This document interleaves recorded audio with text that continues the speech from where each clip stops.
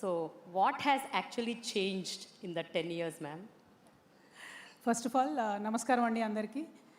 Way to news వారికి ప్రత్యేకంగా ధన్యవాదాలు తెలియజేస్తూ ఉన్నాను. ఎందుకంటే ఇంత మంచి ప్లాట్ఫామ్లో తెలంగాణ రక్షణ సేనగా కొత్తగా ఒక రాజకీయ శక్తిగా పుట్టుకొచ్చినటువంటి మాకు మా పార్టీకి ఇంత మంచి వేదికనిచ్చి మా అభిప్రాయాలను ప్రజలతో పంచుకునేటటువంటి సమయం ఇచ్చినందుకు వే టు న్యూస్ వారికి ధన్యవాదాలు.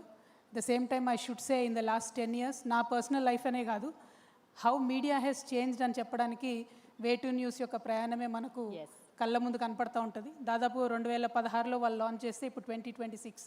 In the last 10 years the way they have change journalism అంటే సిటిజన్ సెంట్రిక్గా ఎట్లయితే మార్చుకోగలిగినారో దాదాపు 20 నుంచి 30,000 మంది సిటిజన్స్ కంటిన్యూస్గా పంపిస్తూ ఉంటారు ఆర్టికల్స్, వాళ్ళ ఊర్లలో జరిగేటటువంటి సమస్యలన్నీ కూడా వే టు న్యూస్కి పంపిస్తూ ఉంటారు. అంటే ఎట్లా అయితే కొన్ని ఏసీ రూమ్లలో కూర్చొని కొంతమంది పెట్టుబడిదారులు నిర్ణయించేటటువంటి వార్తలు కాకుండా నిజంగా ప్రజలకు ఉన్నటువంటి వార్తలు, ప్రజల్లో ఉన్నటువంటి వార్తల్ని తీసుకొని చెప్పగలగడం అనేది ఒక రెవల్యూషనర్ అని నేను అనుకుంటున్నాను. ఆ రెవల్యూషన్ని ప్రజల మధ్యలోకి తీసుకొచ్చినటువంటి వే టు న్యూస్ యాజమాన్యానికి, సిబ్బందికి, అన్నిటికన్నా ఎక్కువ సిటిజన్ జర్నలిస్ట్కి మనస్ఫూర్తిగా నేను కంగ్రాచులేషన్స్ చెప్తా ఉన్నానండి. అంటే కొన్ని విషయాల్లో నిజంగా గూగుల్లో కూడా లేనటువంటి ఊర్ల నుండి కూడా రిపోర్టింగ్ చేయడం అంటే మామూలు విషయం కాదు. I'm extremely proud. And media ఇదే విధంగా ఇంకా ముందుకెళ్ళాలి, ముఖ్యంగా మా ఆడబిడ్డల సమస్యలు ఎక్కువగా చూపించాలని చెప్పి నేను మనస్ఫూర్తిగా కోరుకుంటున్నాను. At the same time yes, in the last 10 years since our interview I believe lot has changed. పర్సనల్గాని కాదు, పొలిటికల్గా, అదేవిధంగా ఒక మనిషిగా నేను నా జీవితంలో అనేకమైనటువంటి చేదు అనుభవాలు అనుకోవచ్చు, కఠినమైనటువంటి పరిస్థితులు అనుకోవచ్చు, అవన్నిటినీ ఫేస్ చేసిన తర్వాత నాలో కూడా కొంత పరిణితి వచ్చింది, నాలో కూడా కొంత మార్పు వచ్చింది. ప్లస్ కఠినమైన నిర్ణయాలు తీసుకోవాలనేటటువంటి ఒక సంకల్పం, బలమైన సంకల్పం వచ్చింది. సో అందరికీ నచ్చని తొవ్వైనా సరే మనం కరెక్ట్ అనుకునే తొవ్వలో వెళ్ళాలనే బలమైన సంకల్పం ఈ 10 సంవత్సరాలలో నాకు పర్సనల్గా వచ్చిందని నేను భావిస్తాను. అయితే మ్యామ్ ఒక మాట, మనం 10 ఏళ్ల క్రితం చేసిన ఇంటర్వ్యూలో కేసీఆర్ గారి గురించి మీరు చాలా గొప్పగా చెప్పారు ఆ రోజు. మొన్న ఈ మధ్య మీరు కేసీఆర్ గారిని మరమనిషి అన్నారు.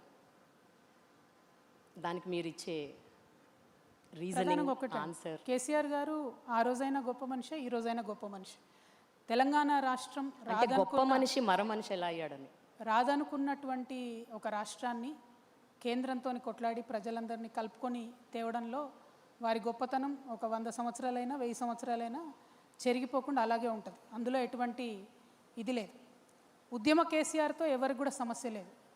ముఖ్యమంత్రి కేసీఆర్తోని, బీఆర్ఎస్ పార్టీ అధ్యక్షుడు కేసీఆర్ గారితోని చాలా మందికి సమస్య ఉంది, అట్లానే నాకు కూడా సమస్య ఉంది. సో ఎస్, ముఖ్యమంత్రిగా అయిన తర్వాత బీఆర్ఎస్ పార్టీ అధ్యక్షులు కేసీఆర్ గారు తీసుకున్న అనేక నిర్ణయాలతోని, ఐడియాలజికల్ ఇష్యూస్తోని నాకు ఇంటర్నల్గా అయినా ఎక్స్టర్నల్గా అయినా ఉన్నటువంటి భిన్నమైన అభిప్రాయాలని ధైర్యంగా చెప్పగలగడమే డెమోక్రసీ. సో అభిప్రాయాన్ని నేను పంచుకుంటా ఉన్నాను, అంతకుమించి ఏం లేదు. మీకు ఇలాంటి ఒక అంటే ఈ సందిగ్ధం కానీ, ఒక అపోజిషన్ కానీ, అపోజ్డ్ వ్యూస్ కానీ మీకు కేసీఆర్ గారి ఫస్ట్ టర్మ్లో అనిపించిందా, సెకండ్ టర్మ్లో అనిపించిందా? అంటే ఇప్పుడు మీరు గతాన్నే పట్టుకొని వెళ్ళాడాలనుకుంటే నేనేం చేయలేను.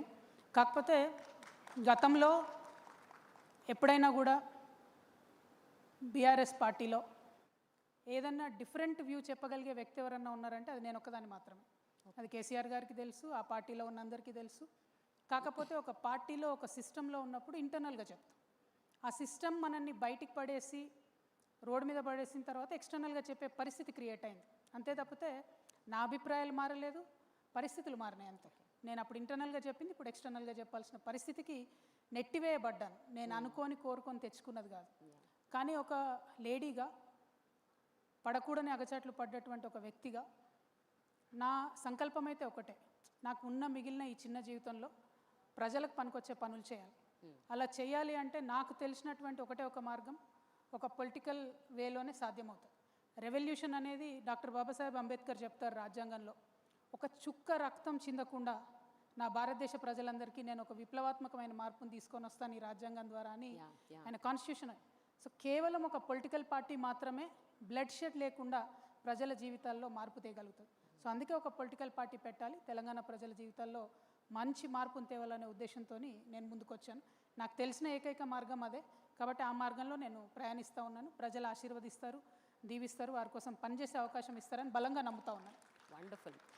అయితే కవిత గారు, ఇంత ఫియర్స్ఫుల్గా, ఇంత ఫియర్లెస్గా, ఇంత ఫోర్స్ఫుల్గా మీరు మాట్లాడతారు. Your communication is on spot and very focused and చాలా కన్విక్షన్తో మాట్లాడతారు. మీరు రాజకీయ పార్టీ పెట్టిన తర్వాత కూడా మీరు టీఆర్ఎస్ అని పెట్టడం వెనుక, అలాగే మీరు శ్రీరామనవమి రోజు మీ పార్టీని ప్రారంభించటం, అలాగే అంటే ఎన్నో అంశాల మీద మీరు అంటే ఆన్ స్పాట్ మాట్లాడతారు. So much I'm sure there is a very prompt strategy behind it. అంటే మీరు ఎంతో ప్లాన్డ్గా ఇదంతా చేశారని నాకు అనిపిస్తోంది. అండ్ నాకేమనిపిస్తుంది అంటే మిమ్మల్ని చూస్తే మీలో ఒక చాణక్యుడు, చంద్రగుప్తుడు ఇద్దరు ఉన్నారనిపిస్తుంది. You are not just a king maker, you are also maybe a king. So అంటే ఇంత స్ట్రాటజిక్గా I'm sure lot must have gone through your thought process. I want to understand that. అంటే ప్రధానంగా ఒకటండి, పాలిటిక్స్లో ఉన్నామంటే డెఫినెట్గా స్ట్రాటజికల్గానే ఉండాలి. నేను చాలా గొప్ప వ్యక్తి దగ్గర పాలిటిక్స్ నేర్చుకున్నాను కాబట్టి వారి స్ట్రాటజీ ఏది ఉంటుందో అది ఉంట పట్టించుకున్నటువంటి వ్యక్తిగానే ముందుకెళ్తాను తప్ప హడావుడిగా తొందరపాటుతో వెళ్ళాను. కాబట్టి ఖచ్చితంగా ఏది చేసినా ఒక ప్లానింగ్తోనే చేయాలి. ఇప్పుడు మనకు మహిళలకు ఉండే ఎక్స్ట్రా బర్డెన్ ఏంటంటే పొలిటికల్గా ముందుకు వచ్చినప్పుడు మనం ఫెయిల్ అయితే ఈ ఆడవాళ్ళకి ఏం అవకాశం ఇచ్చినా వేస్ట్ అని అంటారు. కాబట్టి ఆ బరువు అంతా నా భుజాల మీద ఉంటుంది, తెలంగాణ ఆడబిడ్డల బరువు, భారతదేశం ఆడబిడ్డల బరువు అంతా కూడా. సో పొలిటికల్గా నేను ఒక ముందడుగేసి ఒక పార్టీ పెట్టి వస్తున్నా అంటే ఎట్టి పరిస్థితుల్లో నేను ఫెయిల్ అవ్వకూడదనే ఉద్దేశంతో, ఆ కన్విక్షన్తో వెళ్తాను. 2, 1 ఆడపిల్లలు డిప్రెస్ అవ్వకూడదు. 2 తెలంగాణ ప్రజలు గత 10 సంవత్సరాల్లో 12 సంవత్సరాల్లో దేనికోసమైతే తెలంగాణ తెచ్చుకున్నామో అది రియలైజ్ కాలేదు. కాబట్టి టాపిక్ కూడా నెక్స్ట్ 10 years ఆఫ్ తెలంగాణ ఏంటి అని అడుగుతూ ఉన్నారు. సో లాస్ట్ డికేడ్లో ఏం జరిగింది, నెక్స్ట్ డికేడ్లో ఏం జరగాలి, ఇటువంటి ఒక పాజిటివ్ ఆలోచనతో ముందుకెళ్తా ఉన్నాం. నేను పార్టీ పెట్టినప్పుడు కూడా ఊరికే పెట్టలేదండి, చాలా మీరు అన్నట్టు నేను థింక్ చేశాను. సరే ఇవాళ ఇండియాలో జరుగుతున్నది ఏంది అని ఒక సెకండ్ ఆలోచిస్తే దాదాపు 140 కోట్ల జనాభా ఉన్న మన దేశంలో more than 85 to 90% of the people only వాళ్ళ మంత్లీ ఇన్కమ్ బిలో 30,000 ఉన్నది. బిలో 30,000 రూపాయలు నెలకు సంపాదించేటటువంటి అత్యంత పేదలు ఉన్నటువంటి దేశం మన దేశం. ఆ 30,000 నెలకు సంపాదించే దాంట్లో కూడా విద్యా వైద్యానికి 70% వాళ్ళ ఇన్కమ్ని ఖర్చు పెడతా ఉన్నారు. నిన్న మోదీ గారు వచ్చి ఒక మాట చెప్పి వెళ్ళారు, భారతదేశం యొక్క రిజర్వ్స్ లేవు, మనకు ఉండాలి రిజర్వ్స్ అని చెప్పారు. కానీ పర్సనల్ రిజర్వ్స్ కూడా చాలా ఇంపార్టెంట్ కదా. ఒక కుటుంబం దగ్గర కొంత సేవింగ్స్ ఉండాలి. ఆ ఉండకుండా అయిపోయే పరిస్థితులు ఎందుకు వస్తున్నాయి ఇవ్వాలి అంటే విద్య మీద, వైద్యం మీద కంప్లీట్గా 70% స్పెండ్ చేస్తాం. ఇక్కడ ఇంకో విషయం ఏంటంటే 90% బిలో 30,000 సంపాదిస్తున్నారంటే ఈ 90% పీపుల్ ఇండైరెక్ట్ ట్యాక్స్ కడతారు. ఎట్లాంటి ట్యాక్స్ అది? సబ్బు కొన్నా, షాంపూ కొన్నా, ఒక చిన్న కారా ప్యాకెట్ కొన్నా అటువంటి ట్యాక్స్ ఇండైరెక్ట్గా 90% జనాభా కడతారు. ఒక 10% జనాభా ఇలైట్ క్రౌడు, చదువుకున్న వాళ్ళు, అబవ్ 5 lakhs ఇన్కమ్ ఉన్నటువంటి వాళ్ళంతా ఇన్కమ్ ట్యాక్స్ కడతారు. సో ఈ ట్యాక్స్లన్నీ ప్రభుత్వానికి వెళ్తాయి. ప్రభుత్వం మనకేం చేయాలి? విద్యనివ్వాలి, వైద్యాన్ని ఇవ్వాలి. ఇవాళ ప్రజలకు ఏమవుతుందంటే ఒక పక్క ట్యాక్సులతో ఖర్చు అవుతుంది. ట్యాక్సులు తీసుకున్న ప్రభుత్వం హెల్త్ కేర్ ప్రొవైడ్ చేయట్లేదు కాబట్టి హాస్పిటల్లో పడితే మళ్ళీ సెకండ్ టైం కూడా మళ్ళీ మనకు ఖర్చు అవుతుంది. సో మొత్తం మన ఇన్కమ్ ఏదైతే ఉందో, ముఖ్యంగా పేద మధ్యతరగతి వాళ్ళ ఇన్కమ్ ఏదైతే ఉందో 70% కూడా విద్యకు, వైద్యం ఖర్చు అవుతుంది. సో నేను పార్టీ పెట్టే ముందు ఒకటే ఆలోచించాను, నేను అనే వ్యక్తిని ఒక పార్టీ పెట్టడం ద్వారా నా ఫోటోలు 10 చోట్ల వేసుకోవడం, 10 మంది పేపర్ వాళ్ళకి రాసుకోవడానికో, 10 మంది యూట్యూబ్ ఛానల్ వాళ్ళకు టైంపాస్ చేసుకోవడానికో కాదు కదా పార్టీ పెట్టే.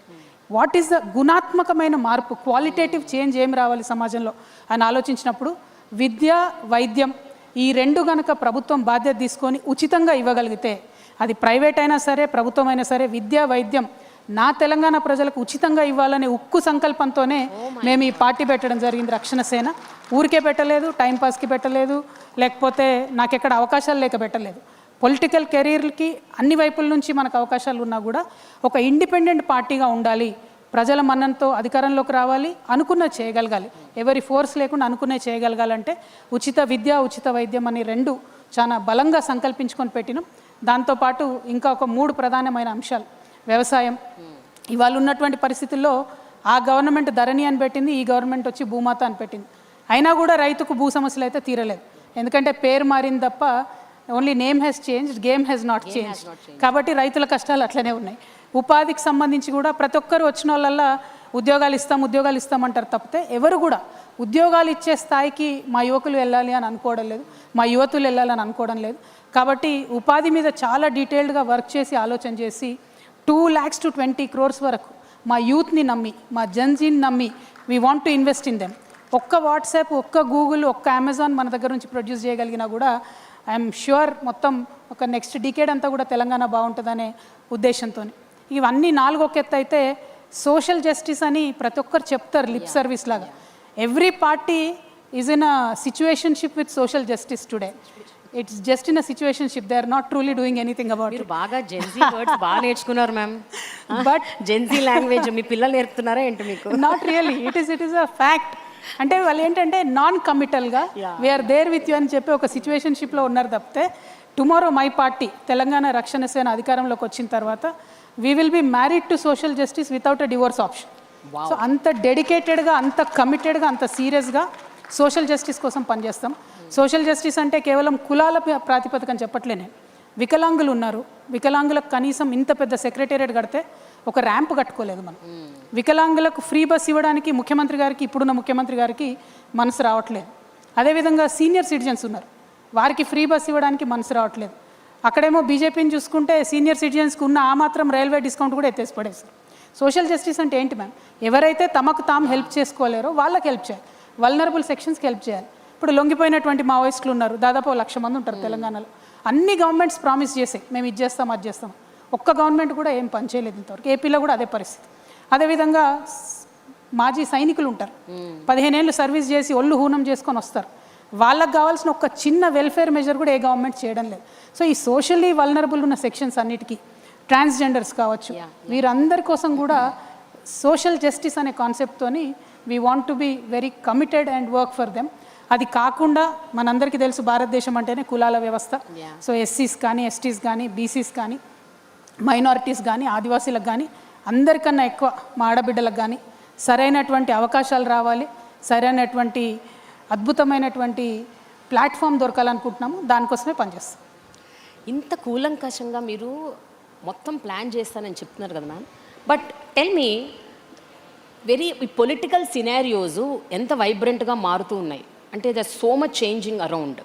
అండ్ జెన్జీ కల్చర్ వచ్చాక ఇంకా మనం పొలిటీషియన్స్ అంటే మనం అంటే నేను కాదు మీరు, ద ట్రెడిషనల్ థాట్ ప్రాసెసెస్, ఇప్పుడు the traditional way of thinking, ఇవి చేస్తాం అవి చేస్తాం అవి ఇస్తాం ఇవి ఇస్తాం అని చెప్తే ఇప్పటి జనరేషన్ నమ్మే పరిస్థితుల్లో ఉందా? How do you make them believe that you are going to do rather than telling that I will do? అంటే మీరు చెప్తారు చేస్తాము అని, ఎంతమంది చేశారు? సో ఈ క్వశ్చన్ రేజ్ అవుతుంది. And Gen Z is not willing. నేను ఆ పాట ఎందుకంటున్నానంటే 2010లో పుట్టిన వాళ్ళు ఇప్పుడు 2028లో ఓట్లు వేస్తారు. వాళ్ళెవ్వరికి కూడా తెలంగాణ ఉద్యమం గురించి కానీ, రెవల్యూషన్ గురించి కానీ, కేసీఆర్ గారు ఎంత కష్టపడ్డారు అవన్నీ I don't know how many people really know. I'm not sure, I don't even want comment on that. But నాకేంటి అంటే ఇప్పటి పొలిటికల్ సినారియోస్, ఇప్పటి పొలిటీషియన్స్ మీద ఎంతవరకు వాళ్ళకి నమ్మకం ఉంది? And when you say all of this, do you think that will convert in votes? అంటే ఒక్కటండి, సిచ్యువేషన్స్ మారినా, ఫ్యాషన్ మారినా, ట్రెండ్ మారినా, ఎప్పుడైనా బేస్ కోర్ అనేటటువంటిది ఒకటే ఉంటుంది. What is the core of my party? What is my core belief? Telangana is my core belief. Telangana first is my core belief. Telangana mother బోర్డ్గా ఏదన్నా ప్రోగ్రామ్స్ చేయొచ్చు, ఏదన్నా ఆలోచనలు చేయొచ్చు, కానీ ఏది చేసినా అంతర్లీనంగా తెలంగాణ వాదం ఉండాలి, తెలంగాణ ప్రజల ఇంట్రెస్ట్ ఉండాలి. అది స్టేట్ వైడ్గా చూసి, భారతదేశాన్ని చూసినప్పుడు ఇండియా యాజ్ అ కోర్ ఉండాలి, దాని మీద ఏదన్నా చేసుకోవచ్చు. సో జెన్జీ కావచ్చు, ఇంకోరు కావచ్చు, వాళ్ళు ఇవాళ మన లెక్క వరి అనకుండా రైస్ ప్లాంట్స్ అనొచ్చు, అన్నా సరే వరి అనేది, వడ్లు అనేవి భూమిలో పండుతాయి. సో ఆ గ్రౌండ్ కనెక్షన్ అనేది జెన్జీ కానీ ఎవరు కానీ లూజ్ అయితే సర్వైవ్ కాలేం. బట్ ఎస్, జెన్జీకి నేను అపాలజీస్ చెప్తా ఉన్నా, ఎందుకంటే we have spoiled the world for you. చాలా వాతావరణ కాలుష్యం జరిగింది, చాలా రకాల పొల్యూషన్ జరిగింది. Now Gen Z is worried about ఎట్లా పర్యావరణం ఎట్లా మారుతుంది, ఇట్లాంటి అనేక అంశాల మీద. కొన్ని మనం చేయలేకపోయినాం, కానీ ఇంకా కొన్ని ఇప్పుడు కూడా దగ్గరుండి చేసుకోవచ్చు. వేస్టేజ్ నిర్మూలించవచ్చు, ప్లాస్టిక్ వాడకం తక్కువ చేయొచ్చు. We can definitely make the world a better space. But ఇవన్నీ చెప్తున్నా కూడా మీతో నాకున్న కంప్లైంట్, మీతో అంటే ప్రెస్ వాళ్ళతో నాకున్న కంప్లైంట్ ఏంటంటే, ఎప్పుడున్నా ఏ చిన్న సమస్య వచ్చినా మా రాజకీయ నాయకులతో తప్పని రాస్తారు. కరెక్ట్ కాదండి.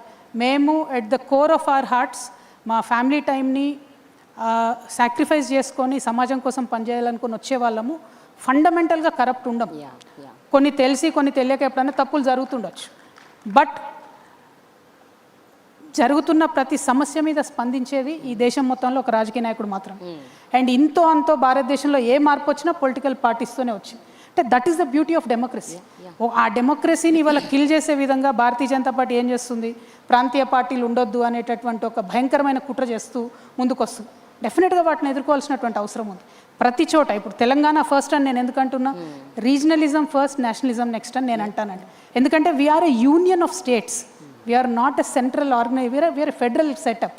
దాంట్లో ఆ రెస్పెక్ట్, ఆ గౌరవం ఎవరిది వాళ్ళకు ఉండుకుంటూనే, ఎవరి ఐడెంటిటీ వాళ్ళకు ఉండుకుంటూనే రాజకీయం చేయాలి. కానీ ఈ దేశంలో ఏ మార్పు వచ్చినా అది పొలిటికల్గానే వచ్చింది. అది గాంధీ తాత దగ్గర నుంచి మొదలు పెట్టుకుంటే ఇప్పటి వరకు కూడా ఏ మార్పు వచ్చినా పొలిటికల్గా వచ్చింది. That is why I'm inviting all the Gen Z, I'm inviting all the youth. అందరికన్నా ఎక్కువ మా ఆడబిడ్డలు నేను ఇన్వైట్ చేస్తూ ఉన్నా. మీరు బయట ఉండి పొలిటీషియన్స్ బాగాలేరు, పొలిటికల్ పార్టీలు బాగాలేవు అంటే కుదరదు. రావాలి, పాలిటిక్స్లోకి రావాలి, పొలిటికల్ పార్టీస్లో చేరాలి, దగ్గరుండి ఏం చేయాలో ఏం చేయకూడదో అని చెప్పి ప్రజలకు బాధ్యత వహించి చెప్పాలి. కానీ దూరం నుంచి విమర్శించడం ఈజీ. ప్రెస్ వాళ్ళని కూడా అదే అంటున్నారు, మేము చేసిన మంచిని మీరు చెప్పరు మేడం, మేము చేసిన మంచిని చెప్పరు, పొలిటీషియన్స్ చేసింది. మీరు మాత్రం ఎంతసేపు ఏదైనా చిన్న తప్పు దొరికితే ఇదైపోయింది అదైపోయింది అని అనడం తప్పితే మేము చేసిన మంచిని చెప్పరు. సో ప్రెస్ మిత్రుల్ని, ముఖ్యంగా వేటు న్యూస్ వాళ్ళని కూడా కోరుతా ఉన్నాం, పొలిటీషియన్స్ చేసే మంచిని కూడా దయచేసి చూపించండి అని మా రిక్వెస్ట్. మ్యామ్, స్టార్టింగ్లోనే మిమ్మల్ని బాగా పొగిడాను నేను. మ్యామ్, తెలంగాణ రక్షణ సేన is it inviting Gen Z memberships and getting into the party? Absolutely we are. I believe Gen Z can make a lot of difference. పక్క దేశంలో చూసినాం, నేపాల్లో they have literally over through the resume, ఒక గవర్నమెంట్నే పడేశారు. ఇక్కడేమో చాలామంది కావాలి గవర్నమెంట్లను మార్చాలంటే, కానీ అక్కడ కేవలం 18 to 29 years లోపల ఉన్నటువంటి పిల్లలు ప్రభుత్వాన్ని తీసి అవతల పడేశారు. అంటే ఆ కాన్షియస్నెస్ ఇక్కడ మన పిల్లలకు కూడా రావాలి, అది మనం అలౌ చేయాలి. కానీ మనం ఏంటి, మన పిల్లోడు వాడు ఇంజనీర్ అవ్వాలి, డాక్టర్ అవ్వాలి, అమెరికా పోవాలి, డాలర్లు సంపాదించుకోవాలి అనుకుంటాం. అట్లీస్ట్ మన 2 తెలుగు రాష్ట్రాల్లో ఉన్నది. నేను కూడా ఆ కోవకు చెంది బాయిలర్ కోడి పిల్లలాగానే అమెరికా దాకా పోయి వెనక్కి వచ్చాను. కానీ తెలంగాణ ఉద్యమం నాకు నేర్పించింది ప్రజల మధ్యలో ఎట్లా ఉండాలి, ఉండడం వల్ల ప్రజలకు ఏం లాభం అని. అదే విషయం ఇవాళ జెన్జీకి తెలిస్తే, if they are among the people, they will work with the issues, I'm sure they will be way more effective than all of us put together. Ma'am, Telangana రాష్ట్రం ఏర్పడి ఇప్పుడు ఒక పుష్కరం దాటడానికి వస్తుంది, 12 years. మీరు చెప్పండి మ్యామ్, ఇప్పుడు ఈ 12 yearsలో ఏదైతే ఉద్యమానికి ప్రధాన కారణమైన నీళ్లు, నిధులు, నియామకాలు, అది ఎంతవరకు సక్సీడ్ అయ్యారు అట్లీస్ట్ ఇన్ 12 years అంటే ఏం చెప్తారు మీరు? And especially with regards to నీళ్ల విషయంలో ఇంకా చాలా రభస జరుగుతోంది. ఈ మధ్య కృష్ణా జలాల విషయంలో కూడా షేరింగ్, భాగస్వామ్యం అంటున్నారు. I want your comment on that. అంటే ఒక్కటండి, తెలంగాణ పర్స్పెక్టివ్లో చూసినప్పుడు మాత్రం నీళ్ళ విషయంలో దేనికోసం అయితే మనం కొట్లాడామో డెఫినెట్గా అన్యాయమే జరిగింది, న్యాయం జరగలేదు. కాంగ్రెస్ ప్రభుత్వం పెట్టినటువంటి ఖర్చుతో కలుపుకుంటే బీఆర్ఎస్ ప్రభుత్వం 1,89,000 కోట్లు ఖర్చు పెట్టింది. ఇప్పటి వరకు కాంగ్రెస్ ప్రభుత్వం 30,000 కోట్లు ఖర్చు పెట్టింది కేవలం సాగునీటి విషయంలో. కానీ ఇన్ని లక్షల కోట్లు ఖర్చు పెట్టినా కొత్తగా వచ్చింది ఎంత అంటే 15 లక్షల ఎకరాలకు మాత్రమే నీళ్ళు ఇచ్చుకోగలరు తెలంగాణ భూభాగంలో.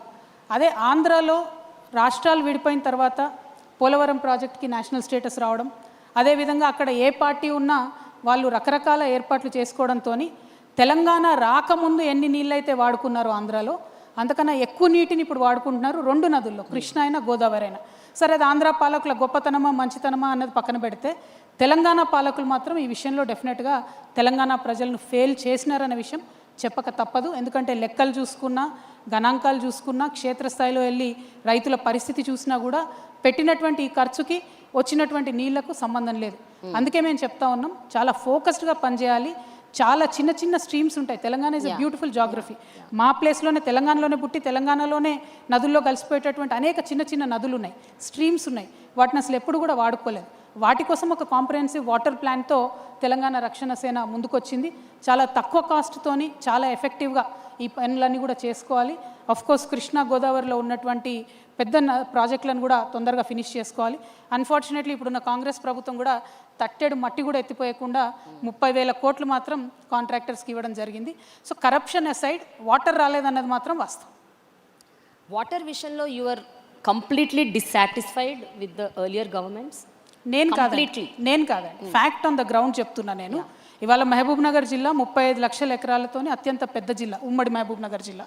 ఆ ఉమ్మడి మహబూబ్ నగర్ జిల్లా నుండి ఇవాళకి కూడా వలస వెళ్తూ ఉన్నారు. బాంబేకి వెళ్తూ ఉన్నారు, రకరకాల రాష్ట్రాలకు వెళ్తూ ఉన్నారు. ఎందుకు వెళ్తున్నారు వలస అంటే ఉన్న పొలానికి నీళ్ళు వచ్చే పరిస్థితి లేదు కాబట్టి. ఒక్క ఊర్లో ఒక తండాలో దాదాపు 80% ఇండ్లు కూడా తాళాలు వేసుకున్న పరిస్థితి. నిన్నగాక మొన్న మేము వెళ్ళి అక్కడ మీటింగ్ పెట్టచ్చు, ఆ రోజుకున్న పరిస్థితి కూడా అదే ఉంది. అంటే 12 ఏళ్ళ తర్వాత కూడా ఇంకా వలసలాగలేదంటే, ఇంకా నీళ్లు రాలేదంటే అది నా ఫీలింగ్ కాదు, అది వాస్తవం. నాకు చెప్తున్నాను, అది మారాల్సిన పరిస్థితి ఉన్నది. మిషన్ కాకతీయ, భగీరథ లాంటి స్కీమ్స్ కూడా ఏం చేయలేకపోయాయంటారా? నో, నేను అసలేం జరగలేదు అనట్లేదు. 2 పెద్ద నదుల్లో కృష్ణ కానీ గోదావరి కానీ, దాని నుంచి ఎగ్జాంపుల్ మేడం, గోదావరిలో మాకు తెలంగాణకు 964 టీఎంసీలు నీళ్ళు రావాలి. ఈరోజు మన ఇద్దరం ఇక్కడ మాట్లాడుకునే ఈ క్షణం కూడా 250 టీఎంసీలకు పైగా గోదావరిలో ఒక చుక్క కూడా వాడుకోలేదు.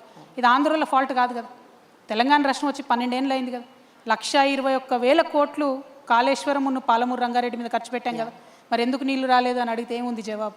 సో నేను అనేది అది, మనం చేయగలిగి ఉండి మన చేతుల్లో ఉండి నిధులు పెట్టి టైం బౌండ్ ఫినిష్ చేసుకోలేక, పాలమూరు రంగారెడ్డి ప్రాజెక్టు 30 నెలల్లో ఫినిష్ చేస్తామని కట్టినటువంటి మొదలుపెట్టిన ప్రాజెక్టు ఇవాళకి 132 నెలలు అవుతుంది. అంటే 10 ఏళ్ళు అవుతుంది, చుక్క నీళ్ళు రాలేదు. ఇప్పుడు దాని ఎస్టిమేట్ 85,000 కోట్లు, మొదలుపెట్టినప్పుడు దాని ఎస్టిమేట్ 32,000 కోట్లు. అంటే ఆ డిఫరెన్స్ ఏదైతే ఉందో అది ప్రజల మీదనే బర్డెన్. ఇవి ఒక పక్కన పెడితే ఈ 10 ఏళ్లలో ఎంత నష్టం జరిగింది ఈ నీళ్ళు ఇవ్వలేక అంటే, దాదాపుగా 2.5 లక్షల కోట్ల రూపాయలు డైరెక్ట్గా రైతులకు రావాల్సిన ఇన్కమ్ రాకుండా పోయింది. సో ఒక పక్క రాకుండా నష్టం, ఇంకొక పక్క నీళ్లు రాకపోవడం. So దర్స్ a lot of opportunity cost that is lost. మీకు ఒక పక్క స్ట్రాటజీ ఉందా మ్యామ్ ఈ విషయంలో? నీళ్లకు సంబంధించి you have a proper plan in place? 100%. As I said, local స్ట్రీమ్స్ని బాగా వాడుకోవాలి. పెద్ద పెద్ద వాగులు ఉన్నాయి తెలంగాణలో, వాటి మీద ఖచ్చితంగా మంచి గేట్స్ పెట్టి చెక్ డ్యామ్స్ పెట్టుకోవాలి. పెద్ద పెద్ద ప్రాజెక్ట్స్ ఏవైతే ఉన్నాయో ఆ ప్రాజెక్ట్స్కి మధ్యలో కూడా చిన్న యానికట్స్, బ్యారాజెస్ కట్టుకొని వాడుకోవాలి. ఇవాళ ఆంధ్రప్రదేశ్ ఏం చేసింది, మా దగ్గర ఆర్డిఎస్లోనేమో ఆ యానికట్ ఏదైతే ఉందో ఇవాళటి వరకు కూడా అది అట్లనే ఉంది. కానీ అటుపక్క వాళ్ళు దాన్ని సుంకేష్లను బరాజ్గా మార్చుకొని దాని నుండి దానికే సప్లిమెంట్ చేసే విధంగా 2, 3, 4 అంటే ఒక స్ట్రీమ్ ఫెయిల్ అయితే ఇంకోటి, ఇంకో స్కీమ్ ఫెయిల్ అయితే ఇంకోటి అని అట్లా నిర్మించుకోగలిగినారు. సో ఆ వ్యవస్థ ఏర్పాటు చేసుకోగలగాలి. ఇవాళ ఆంధ్ర తెలంగాణ అనేటటువంటి అంశం ఏదైతే నీళ్ళ కొట్లాట అయిందో, ఆనాటికి ఈనాటికి కూడా గోదావరి నీళ్ళు 4,000 టీఎంసీలు పోయి సముద్రంలో కలిసిపోతున్నాయండి. ఎవరు వాడుకోలేకపోతున్నారు, అన్ఫార్చునేట్ కదా. దానికి వ్యవస్థ తయారు చేసుకోవాలి. దానికోసం డెఫినెట్గా ప్లాన్ ఉంది, దాని ప్రకారం పనిచేస్తాం. 2028 ఎలక్షన్స్ దగ్గర పడుతున్నాయి, ఇంకా జస్ట్ 2 years. ఏంటి ma'am, what is your plan? అంటే మీరు పక్కాగా సింగిల్గా కంటెస్ట్ చేయబోతున్నారా, లేకపోతే పొత్తులు పెట్టుకోబోతున్నారా? అంటే ఐడియాలజికల్గా మీ ఐడియాలజీకే స్టిక్ అయ్యి, whether I win or lose I'm sticking, I'm contesting alone, ఏంటి, what is your plan? Well, 2028లో తప్పకుండా 2028 డిసెంబర్లోనే ఎన్నికలు జరుగుతాయని అనుకుందాం. ఒక మాట, ఆనాడు జరిగిన మన ముఖ్యమంత్రి గారు కంటిన్యూస్గా చెప్పినట్టు ఒక 6 నెలలు ఆయనకు బోనస్ వచ్చి 2029 మేలో జరిగినా కూడా ఈ రాష్ట్రంలో మాత్రం తెలంగాణ రక్షణ సేననే అధికారంలోకి రాబోతూ ఉంది. మేము అన్ని చోట్ల కూడా కంటెస్ట్ చేస్తాం. డీలిమిటేషన్ అయినా, మహిళా రిజర్వేషన్ వచ్చినా, ఏదొచ్చినా వీఆర్ ప్రిపేర్డ్. ప్రతి చోట నుండి కూడా క్యాడర్ కావచ్చు, రానున్న రోజుల్లో లీడర్స్ కావచ్చు, ఇవందరినీ కూడా డెవలప్ చేసుకుంటాం. కొత్త వారికి, ముఖ్యంగా యూత్తోని, మహిళలతోని పెద్ద ఎత్తున వారికి అవకాశాలు ఇస్తూ మేము ప్రజల మనసును గెలుచుకుంటాం. ఎందుకంటే మేము ఏదైతే 5 పనులు అనుకున్నామో, పాంచజన్యం అనేటటువంటి పథకాలు ఏవైతే అనుకున్నామో, ఇవి ప్రజలకు అత్యంత అవసరమైనవి. ఇవాళ ప్రజలు కోరుకుంటున్నటువంటి వాటిని ఎట్లా చేయగలుగుతామని ఒక బలమైన ప్లాన్తో వెళ్తూ ఉన్నాం. కాబట్టి ప్రజలు ఖచ్చితంగా ఆదరిస్తారనే విశ్వాసం మాకుంది. డెఫినెట్గా మా గవర్నమెంట్ రాబోతాం. అయితే 2014 టైంకి తెలంగాణ ఇమోషన్ చాలా గట్టిగా బలంగా ఉండటం వల్ల టీఆర్ఎస్ గెలిచింది, ఆ తర్వాత కూడా గెలిచింది అన్న ఒక ఒపీనియన్ ఉంది. ఇప్పుడున్న సిచ్యువేషన్లో the 2 largest parties, Congress and BJP, వీళ్ళే ఏదైనా నిర్దేశిస్తారు, నడుపుతారంటారు. Without their support and their whatever you can't form a government అన్నది ఒక మాట. దీని గురించి మీ అభిప్రాయం ఏంటి? మేము పాలిటిక్స్లో ఇవాళ ఉన్నది రేపు ఉండదు, రేపు ఉన్నది ఎల్లుండి ఉండదు. తెలంగాణలో సామెత ఉంటుంది, పొట్టోని పొడగొడు కొడితే పొడుగొని పోషమ్మ కొట్టిందని అంటారు. సో ఎట్లుంటుంది అని అంటే, ఇవాళటి వరకు మేము చాలా బలవంతుణ్ణి అని అనుకునేటటువంటి వాళ్ళు రేపు పొద్దున ఒక చిన్న సంఘటనతో మొత్తం సినారియో మారిపోతుంది. ఇవాళ పరిస్థితి చూడండి. నిన్న మొన్నటి వరకు బండి సంజయ్ గారు అంటే తిరుగులేని బీజేపీ నాయకుడిగా ఇక్కడ పేరుండే. నిన్న జరిగినటువంటి సంఘటనలో వారి అబ్బాయి మీద వచ్చినటువంటి ఆరోపణలో ఆయనంతట ఆయన స్వయంగా వాళ్ళ కొడుకుని తీసుకెళ్లి పోలీసులకు అప్పచెప్తే ఆ పేరు అట్లానే ఉండేది. కానీ ఇవాళ ఏం జరుగుతోంది, అంత తీవ్రమైన ఆరోపణలు ఎదుర్కొంటున్నా కూడా కంప్లీట్గా రేవంత్ రెడ్డి గారు బండి సంజయ్ గారిని రక్షించడము, తెలంగాణ మహిళలందరూ నోటీస్ చేస్తున్నారు ఏం జరుగుతుందని చెప్పి. అంత గ్రేవ్ ఆరోపణలు ఉంటాయి. పాక్సో కేసు పెడితే, సెక్షన్ 6 లాంటి నాన్ బెయిలబుల్ సెక్షన్ పెడితే కూడా నేను విచారణకు రాను అని వాళ్ళ నుంచి ఒక మెయిల్ పెట్టేస్తే పోలీసు వాళ్ళు అబ్స్కాండింగ్ అని చెప్పి పట్టుకొని జైల్లో వేయకపోతే తెలంగాణ మహిళలు చూడరు అనుకుంటారా అండి? డెఫినెట్గా చూస్తారు, కానీ ఎప్పుడు చెప్పాలో డెసిషన్ అప్పుడు చెప్తారు. కాబట్టి ఇట్లాంటి సంఘటనలతోని ఒక పక్క కాంగ్రెస్ పార్టీ, ఇంకొక పక్క భారతీయ జనతా పార్టీ కంప్లీట్గా ప్రజల యొక్క ఫేత్ని కోల్పోతూ ఉన్నారు. ఈ రాష్ట్రంలో యాజ్ ఆన్ టుడే మనం ఇట్లా మాట్లాడుతున్నటువంటి సందర్భంలో కూడా ప్రతిరోజు 7 మంది ఆడబిడ్డల మీద అత్యాచారం జరుగుతుంది. ఇది రిపోర్టెడ్ ఫిగర్స్ నేను చెప్పేది. అన్రిపోర్టెడ్ ఫిగర్స్ క్రైమ్ విమెన్ మీద ఎంత అవుతుంది అన్నది చాలా భయంకరంగా ఉంది. కానీ ముఖ్యమంత్రి గారు, కాంగ్రెస్ పార్టీ ఏమాత్రం కూడా విశ్వాసం కల్పించలేకపోతా ఉంది. ఇవాళ బండి సంజయ్ గారి విషయంలో ఎందుకు ప్రభుత్వం ఇంత లీనియంట్గా వ్యవహారం చేస్తోంది? అది డెఫినెట్గా ప్రభుత్వం రేపు ఆన్సర్ చేయాల్సిందే. ఇంకొక మాట, ఈ ఒక పక్క వీళ్ళ మీద లీనియన్సీతో వ్యవహరించడం అయితే, ఇంకొక పక్క ఆడపిల్లని బదనాం చేయాలి. ఫస్ట్ ఆడపిల్ల మీద విపరీతమైన వార్తలు వేయడం, అసలు ఆ అమ్మాయి క్యారెక్టర్ ఏంటని మాట్లాడు. వీళ్ళెవరు జడ్జ్ చేయడానికి? అసలు who are you to judge a person's character? ఇష్టం వచ్చినట్టు వార్తలు రాయడం. నేను నిన్న కూడా డిమాండ్ చేశాము, డీజీపీ గారికి కూడా లెటర్స్ రాసినాము, మళ్ళీ కూడా చెప్తా ఉన్నాం. ఎవరైనా సరే ఆడపిల్ల మీద ఇష్టం వచ్చినట్టు రాసినటువంటి ఏ వ్యక్తులైనా సరే వాళ్ళ సోషల్ మీడియా అకౌంట్స్ని తప్పకుండా ఫ్రీజ్ చేయాలి.